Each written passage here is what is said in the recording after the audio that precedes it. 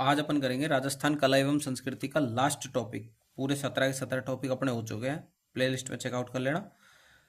राजस्थान की रीति रिवाज एवं रीति रिवाज, ये क्या है? चलो ठीक है, राजस्थान की रीति रिवाज। ठीक है, स्टार्ट करते हैं।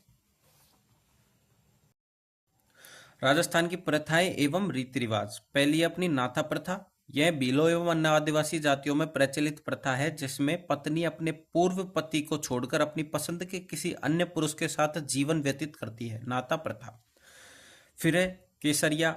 राजपूत योद्धाओं द्वारा पराजय की स्थिति में या शत्रु के समक्ष आत्मसमर्पण करने के बजाय केसरिया वस्त्र धारण कर शत्रु पर टूट पड़ना एवं मातृभूमि की रक्षार्थ शहीद हो जाना केसरिया कहलाता था। केसरिया का उद्देश्य शत्रु के समक्ष आत्मसमर्पण के बजाय युद्ध में लड़कर वीर गति को प्राप्त करना होता था।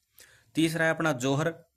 जब राजपूत योद्धाओं द्वारा केसरिया किया जाता था तब राजपूत वीरांगनाओं द्वारा शत्रु से अपने सतीत्व व आत्मसम्मान की रक्षार्थ किया जाने वाला सामूहिक अग्नि स्नान जोहर कहलाता है। फिर आता है सती प्रथा। इस प्रथा के अंतर्गत पत्नी स्वेच्छा से अपने पति के शव के साथ चिता में जीवित जलकर मृत्यु को वर्ण करती है। प्राचीन काल में इस प्रथा को अद्वितीय एवं सर्वोच्च बलिदान का प्रतीक माना जाता था, किंतु मध्यकाल में इसे स्त्री की इच्छा के विपरीत परिवार की मर्यादा एवं प्रतिष्ठा बनाए रखने के लिए किया जाने वाला लगा। अतः इस काल में इस प्रथा ने भयावह रूप धारण कर लिया था। इस प्रथा को सहगमन भी कहा जाता है। राजस्थान में सर्वप्रथम बूंदी रियासत ने 1822 ईस्वी में इस प्रथा को गैर कानूनी घोषित किया था। राजा राम मोहन राय के प्रयत्नों से 1829 ईस्वी में governor general Lord William Bentinck ने एक अधिनियम पारित कर इस प्रथा को अवैध घोषित कर दिया था। अलवर प्रथम राजपूत राज्य था जिसने 1829 ईस्वी के कानून के बाद सबसे पहले 1830 ईस्वी में इस प्रथा को गैर कानूनी घोषित किया था। निम्नलिखित रियासतों ने इस प्रथा पर प्रतिबंध लगाए थे। जयपुर ने 1844 ईस्वी में, जोधपुर ने 1848 ईस्वी में, उदयपुर ने 1861 ईस्वी में, कोटा ने 1862 ईस्वी में। मानव व्यापार, दासों का क्रय विक्रय। राजस्थान में प्राचीन काल से ही मनुष्यों का व्यापार दासों की खरीद फरोख्त के रूप में होता था। आमतौर में युद्ध के कैदियों को दास के रूप में बाजार में बेचा व खरीदा जाता था। राजस्थान में मानव व्यापार पर प्रतिबंध सर्वप्रथम 1847 ईस्वी में जयपुर रीजेंसी काउंसिल के अध्यक्ष जॉन लुडलो के प्रयासों से लगाया गया था।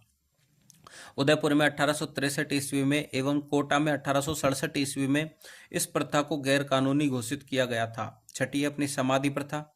इस प्रथा के अंतर्गत व्यक्ति मृत्यु को वर्ण करने के उद्देश्य से स्वयं को जल में डुबोकर एवं भूमि में दफनाकर अपने प्राण त्याग देता था। आमतौर पर साधु महात्माओं एवं धार्मिक गुरुओं द्वारा इस प्रथा का पालन किया जाता था। राजस्थान में सर्वप्रथम जयपुर रियासत द्वारा 1844 ईस्वी में इस प्रथा को गैर कानूनी घोषित किया गया था। यह कार्य जयपुर रीजेंसी काउंसिल के अध्यक्ष जॉन लुडलो के द्वारा किया गया था। सातवां अपना कन्या वध। मध्यकाल में राजस्थान में विशेषतः राजपूतों में प्रचलित इस प्रथा में कन्या के जन्म लेते ही उसे मार दिया जाता था। राजस्थान में ब्रिटिश शासन के अधिक प्रभावी होते ही अंग्रेज सरकार ने रियासतों को कन्या वध पर रोक लगाने के आदेश दिए।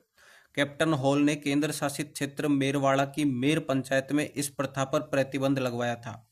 राजस्थान में सर्वप्रथम हाड़ौती के पॉलिटिकल एजेंट विल्किंसन के प्रयासों से कोटा रियासत ने 1834 ईस्वी में इस प्रथा को गैर कानूनी घोषित किया था एवं उस काल में महाराव उम्मेद सिंह कोटा के शासक थे। आठवीं अपनी डाकन प्रथा।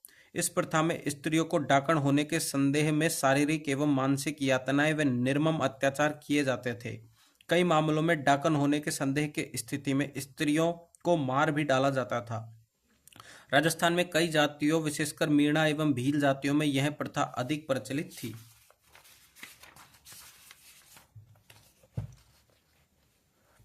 राजस्थान में सर्वप्रथम महाराणा स्वरूप सिंह ने ब्रिटिश सरकार की सलाह पर 1853 ईस्वी में उदयपुर में इस प्रथा को गैरकानूनी घोषित किया था। डाकन प्रथा पर यह प्रतिबंध भीलों द्वारा अपनी प्रथाओं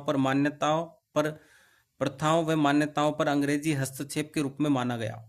अतः यह आगामी जनजातीय आंदोलनों का प्रमुख कारण बना। नौवां अपना त्याग प्रथा। राजपूत परिवारों में कन्या के विवाह के समय कन्या के पिता द्वारा चारण, ढोली, भात व अन्य जाति के लोगों को स्वेच्छा से दान दक्षिणा दी जाती थी, जिसे त्याग कहा जाता था। कालांतर में चारण, भाट आदि द्वारा हठ पूर्वक मोह मांगी दान दक्षिणा की मांग की जाने लगी, जिसके फलस्वरूप यह वधु पक्ष के लिए अतिरिक्त बोझा बन गया। सर्वप्रथम जोधपुर राज्य द्वारा इस प्रथा को सीमित करने का प्रयास किया गया। 10वां अपना बाल विवाह। इस प्रथा के अंतर्गत बच्चों की विवाह बिना ज्ञान व सहमति के कर दिया जाता था। राजस्थान में आज भी आखातीज के दिन बड़े पैमाने पर बाल विवाह होते हैं। समाज सेवी हरविलास शारदा के प्रयत्नों से 1929 ईस्वी में शारदा एक्ट पारित हुआ, जिसके अनुसार लड़कों व लड़कियों के लिए विवाह की न्यूनतम आयु क्रमशः 18 वर्ष व 15 वर्ष निर्धारित की गई। इस अधिनियम से पूर्व जोधपुर के प्रधानमंत्री सरप्रताप द्वारा इस प्रथा के विरोध में प्रतिबंधक कानून बनाया गया था। 11वां है अपना विधवा विवाह। वर्तमान समय में भी विधवा का जीवन अत्यंत कष्टपूर्ण होता है, अतः हम कल्पना कर सकते हैं कि मध्यकाल में विधवा महिला का जीवन अत्यंत नारकीय एवं असहनीय रहा होगा। समाज सेवी ईश्वरचंद विद्यासागर के अथक प्रयासों के फलस्वरूप लॉर्ड डलहौजी ने विधवाओं को इस दुर्दशा से मुक्त करने हेतु 1856 ईस्वी में विधवा पुनर्विवाह अधिनियम बनाया था। आर्य समाज के कार्यकर्ता चांदकरण शारदा ने विधवा विवाह को प्रोत्साहित करने के लिए विधवा विवाह नामक पुस्तक लिखी। 12वां अपना सागड़ी प्रथा, बंधुआ मजदूर प्रथा। इस प्रथा के अंतर्गत किसी व्यक्ति को स्थानीय जमींदारों, साहूकारों आदि के द्वारा उधार दी गई राशि के बदले उम्र भर नौकर के रूप में कार्य करने के लिए विवश किया जाता था एवं कार्य के बदले में उसे कोई वेतन नहीं दिया जाता था।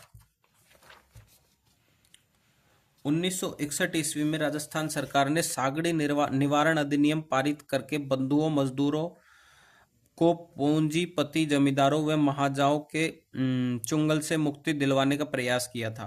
फिर आता है हेलमो। यह सामूहिक सहयोग की एक द्वितीय परंपरा है, जिसमें सभी लोग मिलकर निस्वार्थ रूप से एक दूसरे के कार्यों जैसे घर बनाना, खेत जोतना आदि में सहयोग करते हैं। झगड़ा। यह एक प्रतिपूर्ति राशि होती है, जिसे उस व्यक्ति द्वारा मांगी जाती है जिसकी पत्नी उसे छोड़कर किसी अन्य व्यक्ति के पास चली जाती है। इस राशि का निर्धारण पंचायत द्वारा किया जाता है एवं दूसरे व्यक्ति को, पूर्व पति को यह राशि देना अनिवार्य होता है। फिर आता है दापा। यह प्रथा कई आदिवासी जनजातियों में प्रचलित है, जिसमें वर पक्ष को शादी के लिए वधु के पिता को कुछ राशि का भुगतान करना होता है। इस राशि को ही दापा कहा जाता है। मोताणा। यह किसी आदिवासी की किसी दुर्घटना या अन्य कारण से मृत्यु हो जाती है तो आरोपी व्यक्ति को मृतक के परिवार को एक निश्चित राशि का भुगतान करना होता है। यह निश्चित राशि ही मोताणा कहलाती है। इस राशि का निर्धारण पंचायत द्वारा किया जाता है। आरोपी को इसे मृतक के परिवार को देना अनिवार्य होता है एवं मोताणा मिलते ही मृतक का परिवार शव को घटना स्थल से उठाता है। फिर आता है छेड़ा फाड़ना।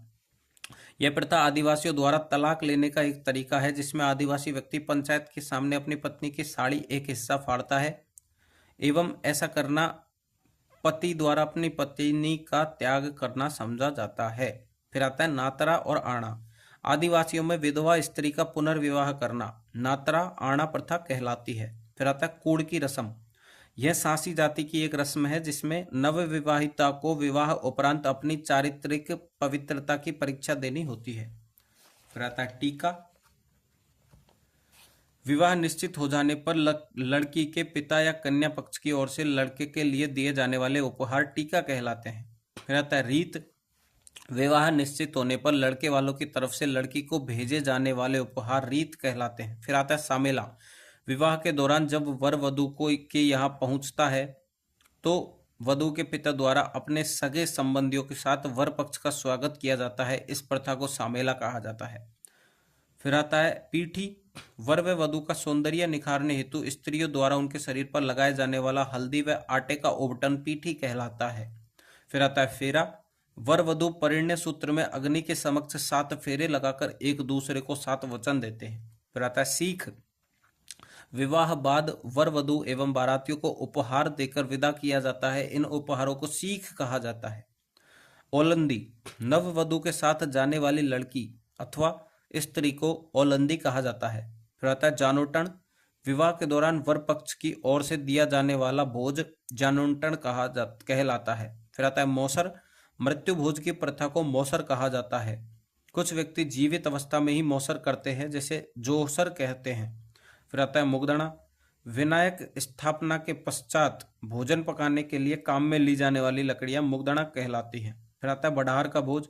विवाह के मौके पर दिए जाने वाला सामूहिक प्रतिभोज बड़ार का भोज कहलाता है।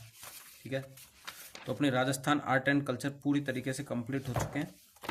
ये अपने जो कितने टॉपिक थे, 18 टॉपिक थे, सारे कंप्लीट हो चुके हैं। प्लेलिस्ट में मैं डाल दूंगा पूरे एक मतलब आपको सीरीज वाइज मिल जाएंगे, तो इनका मोर टाइम रिवीजन करो। और साथ में मैं कुछ प्रैक्टिस के लिए भी आपको प्रोवाइड करवा दूंगा, उनसे आप प्रैक्टिस कर सकते हो। तो आपका सारा का सारा रिवीजन या फिर प्रैक्टिस जो भी आपका करना है, कहीं आपको भटकना नहीं है। इस प्लेलिस्ट को आप फॉलो करो बस। ठीक है, थैंक यू।